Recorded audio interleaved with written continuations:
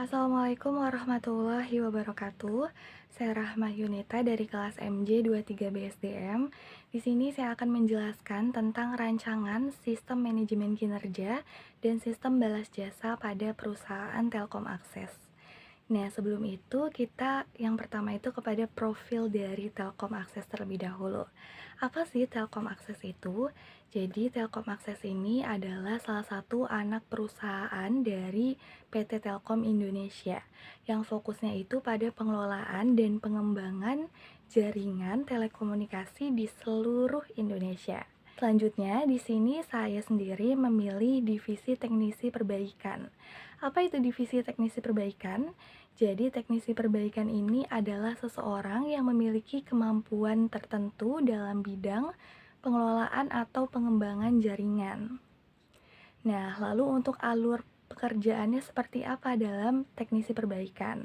Yang pertama itu biasanya nanti akan diberi tiket gangguan. Tiket gangguan ini asalnya dari pelanggan. Nah, setelah tiket gangguan ini muncul, nanti akan ada satu atau beberapa orang yang terjun langsung ke lapangan untuk memperbaiki gangguan jaringan tersebut. Untuk maksimal waktunya biasanya tidak lebih dari 3 jam penanganannya.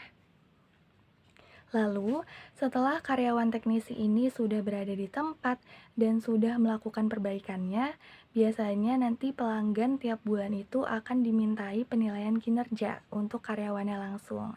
Ini akan mempengaruhi penilaian kinerja si karyawan. Dinilainya apanya? Dinilainya itu dari cara komunikasi, lalu bagaimana keterampilannya dalam menangani hal tersebut, gangguannya, lalu ketepatan atau kecepatan waktunya seperti apa, itu yang dinilai. Nah, selanjutnya, apa sih kompetensi yang dibutuhkan oleh seorang teknisi perbaikan? Yang pertama, tentunya ini seseorang yang memiliki kemampuan di bidang gangguan jaringan tersebut. Lalu yang kedua itu bisa bertanggung jawab dan disiplin ketika ada tiket gangguan masuk, langsung bergegas memperbaiki gangguan tersebut karena ada batas maksimal waktunya.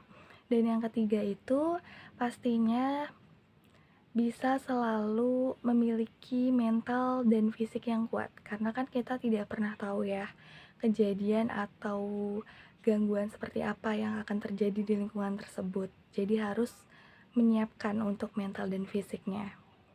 Lalu untuk targetnya seperti apa? Nah, untuk targetnya sendiri, yang pertama itu ada di jam kerja. Tiap bulannya, karyawan teknisi ini diberikan 173 jam per bulan yang harus dipenuhi. Lalu yang kedua itu terkait poin. Jadi tiap teknisi perbaikan ini harus mengumpulkan 170 poin atau setara dengan 105%. Nah, poinnya ini didapatkan dari tadi setiap perbaikan jaringan. Untuk poinnya itu bermacam-macam ya, dari mulai 2, 4, hingga 6 tergantung segmen bisnis yang ditanganinya. Oke, selanjutnya di sini untuk rancangan sistem manajemen kinerjanya itu seperti apa. Jadi, dalam teknisi perbaikan terutamanya Telkom Akses ini menggunakan penilaian kinerjanya itu 360 degree feedback. Penilaian ini jadi tidak berfokus hanya dari satu perspektif saja, tetapi dari bermacam perspektif, semisal dari atasannya, dari bawahannya, dari pelanggan. Nah, itu akan mempengaruhi penilaian juga sehingga penilaiannya tidak terkesan kayak subjektif karena itu kan dari bermacam perspektif ya. Nah, kalau di Telkom Akses sendiri terbagi jadi dua lagi nih. Ada yang dari pelanggan dan dari rekan kerja. Kalau dari pelanggan itu yang tadi di aplikasi Lensa, lalu jika dari rekan kerja ini biasanya akan diberikan penilaian kinerja secara acak. Divisi yang sama teknisi perbaikan, tapi kayak unit perusahaannya atau wilayahnya itu berbeda. Nah, itu dinilainya juga sama-sama di aplikasi Lensa. Nanti untuk hasil penilaiannya itu berupa C1 hingga C4. Hal ini yang akan mempengaruhi promosi kepada karyawan dan asesmen yang akan diberikan oleh karyawan. Oke, tadi kan sudah ya untuk sistem manajemen kinerjanya. Selanjutnya di sini ada penyusunan KPI, Key Performance Indicator. Jadi KPI-nya itu seperti ini ya teman-teman. Ini dapatkan referensinya itu dari karyawan teknisi perbaikan di Telkom Akses. Nanti bakal ditampilin di layar. Intinya kayak gitu deh, gambar tabel dan targetnya. Nah, dari gambar-gambar ini didapatkan ada beberapa aspek yang dinilai atau yang menjadi indikator untuk KPI ini. Yang pertama itu aspeknya ada kuantitas, yang kedua ada kualitas, dan yang ketiga ada kecukupan. Untuk KPI-nya sendiri di sini saya membuat 6 poin. Yang pertama itu terkait dengan pemenuhan jam kerja yang tadi disebutkan. Pemenuhan jam kerja untuk setiap karyawan teknisi perbaikan itu 173 jam per bulannya. Tertera juga dalam sini. Ini 173. Untuk persenannya itu di bobotnya 35%.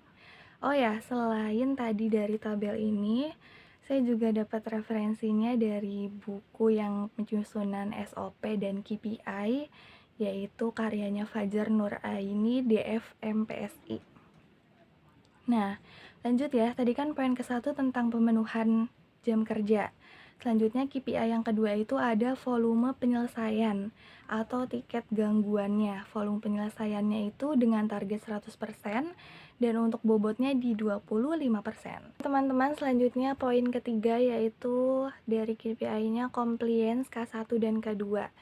Ini itu artinya kayak penyelesaian tiket gangguannya itu kira-kira cepat atau lambat sih untuk penyelesaian pengerjaannya. Untuk bobotnya sendiri di 10%. Lalu untuk poin keempat dari KPI sendiri asuransi atau ketahanan gangguan berulang. Bagaimana perbaikan yang tadi sudah dilakukan itu ternyata bersifat permanen atau memang terjadi kesalahan yang berulang. Untuk bobotnya sendiri di 15%. Lalu yang kelima adalah validasi data, di mana teknisi perbaikan ini bisa memvalidasi data yang tadi tingkat gangguan dengan yang terjadi di lapangan gitu. Untuk bobotnya sendiri di 5%. Bobotnya sendiri di 10%. Dan yang terakhir yang keenam itu ada pengecekan fungsi alat kerja atau K3 dengan bobot 5%. Oke, jadi itu ya susunan Key Performance Indicator-nya. Oke, teman-teman, selanjutnya di sini ada pada kita menyusun sistem manajemen balas jasa atau kompensasinya. Nah, untuk referensinya sendiri yang buku e-book yang pernah dibagikan itu kompensasi menurut Rahmawati. Dan saya juga mengambil dari PP nomor 35 tahun 2021 tentang kompensasi. Untuk rumusannya sendiri seperti ini ya, nanti bakal ditampilin tabelnya. Kompensasinya itu terbagi menjadi dua, yaitu finansial dan non-finansial. Untuk finansialnya lagi terbagi lagi jadi dua, yaitu secara langsung dan secara tidak langsung. Finansial langsung ini berupa kayak misalkan gaji pokok, bonus pemenuhan target, insentif keahlian, insentif produktivitas, dan ulang tahun, dan juga ada tunjangan hari raya. Sementara untuk yang tidak langsungnya itu berupa BPJS, cuti tahunan, dan inventaris motor. Terus yang di sisi kanannya itu ada non-finansial. Non-finansialnya itu berupa lingkungan kerja dan pekerjaan yang menantang serta mendukung karir karyawan. Oke, lalu bagaimana untuk mekanisme pemberian sistem balas jasa dan kompensasi ini atau kompensasi ini? Mekanismenya yang pertama tentunya kan tadi melalui tahapan penilaian kinerja, lalu hasilnya seperti apa, apakah karyawan ini memenuhi indikator-indikator yang sudah dibuat tadi, KPI-nya. Nah, barulah di sini perusahaan bisa melakukan kompensasi dan balas jasa kepada karyawan. Di sini kan ada salah satunya itu insentif produktivitas ya. Jadi insentif produktivitas ini biasanya diberikan dari melihat KPI tiap divisinya. Apakah KPI-nya ini tercapai dengan baik atau seperti apa? Lalu di sini ada evaluasi sistem. Bagaimana risiko dan solusinya? Oke, yang pertama itu untuk resikonya sendiri, hasil evaluasi bias dan tidak adil. Nah, maksudnya di sini itu kan tadi yang 360 degree feedback, salah satunya kan ada dari rekan kerja. Nah, kalau dari rekan kerja acak kan itu belum tentu ya orangnya mengenal sesama karyawan yang jelas-jelas wilayahnya beda gitu, bukan di Cirebon. Nah, hal itu takutnya menimbulkan bias atau ketidakadilan, takut dinilai secara acak. Gitu. Penilaiannya takut tidak berdasar data yang ada. Lalu yang kedua di sini keterbatasan peluang promosi yang keliru. Nah, ketika tidak adil gitu kan, nantinya penilaian itu kan tadi mempengaruhi promosi. Nah, jika terbukti ternyata tidak adil, maka di sini kasihan sekali karyawan yang memang memiliki kemampuan, tapi tidak bisa ada peluang promosi dikarenakan penilaiannya yang kurang tepat. Lalu di sini ada penurunan motivasi teknisi. Nah, setelah tadi udah dilakukan tidak adil, lalu promosi yang keliru, pasti di sini menimbulkan kayak motivasi si karyawan ini kurang untuk bekerja. Karena kan salah satu motivasi dalam bekerja tentunya selain ingin mendapatkan apresiasi, pastinya ingin mendapatkan kompensasi ataupun dukungan dari organisasi. Seperti itu. Oke teman-teman, yang terakhir di sini adalah simpulan. Tadi kan yang pertama itu kita sudah menyusun tentang manajemen kinerjanya atau penilaian kinerjanya. Nah, hal itu saling berkaitan loh dari mulai tadi penyusunan manajemen kinerja, lalu penyusunan key performance indicator, dan yang terakhir itu penyusunan sistem manajemen kinerja dan balas jasanya. Sistem manajemen balas jasa maksudnya. Nah, jadi kan yang pertama pastinya menentukan indikator terlebih dahulu untuk dicapai. Setelah indikatornya ini sudah tersusun, KPI-nya sudah ada, barulah perusahaan akan melakukan penilaian kinerja pada karyawan. Apakah mereka bisa memenuhi indikator-indikator yang telah dibuat? Nah, setelah sudah penilaian kinerja dilakukan, langkah selanjutnya adalah melakukan sistem balas jasa tadi. Perusahaan bisa memberikan balas jasa ataupun kompensasi yang sebanding dengan karyawan. Seperti itu, teman-teman. Jadi penting banget untuk perusahaan rekomendasinya ya, penting banget untuk nantinya penilaian kinerja ini benar-benar menggunakan sistem yang adil dan memastikan agar biasnya itu tidak ada. Sehingga karyawan itu bisa bekerja dengan baik dan motivasinya itu semakin bertambah. Sehingga kan ketika karyawan udah motivasinya bertambah, lalu kinerjanya semakin baik, itu kan akan memberikan dampak positif juga terhadap perkembangan perusahaan.